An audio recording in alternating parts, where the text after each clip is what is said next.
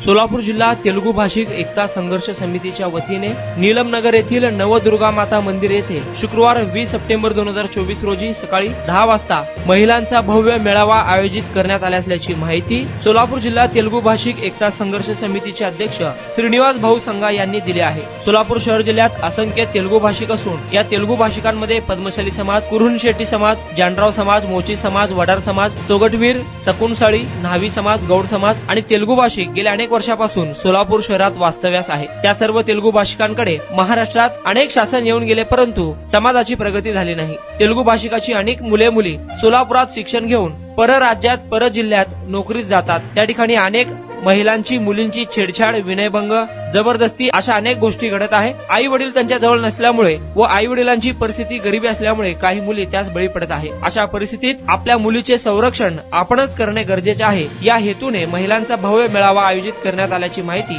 श्रीनिवास संघा यांनी दिली आहे। महिलांवर होणारे अत्याचार, त्यांना होणारी पिळवणूक या सर्व विषयावर तेलुगू भाषिक महिलांना एकत्रित घेऊन त्यांच्याशी चर्चा करणे गरजेचे आहे। तेलुगू भाषिक महिलांच्या संरक्षणासाठी महिलांचा भव्य मेळावा आयोजित करण्यात आल्याची माहिती देखील श्रीनिवास संघा यांनी दिली आहे। या कार्यक्रमास अनेक मान्यवर उपस्थित राहणार आहे। शुक्रवार 20 सप्टेंबर 2024 रोजी नीलमनगर येथील नवदुर्गा मंदिर येथे सकाळी 10 वाजता हा कार्यक्रम होणार असल्याची माहिती श्रीनिवास संघा यांनी दिली आहे। तरी जास्तीत जास्त तेलुगू भाषिक महिलांनी व पदाधिकाऱ्यांनी उपस्थित राहावे असे आवाहन श्रीनिवास संघा यांनी केले आहे।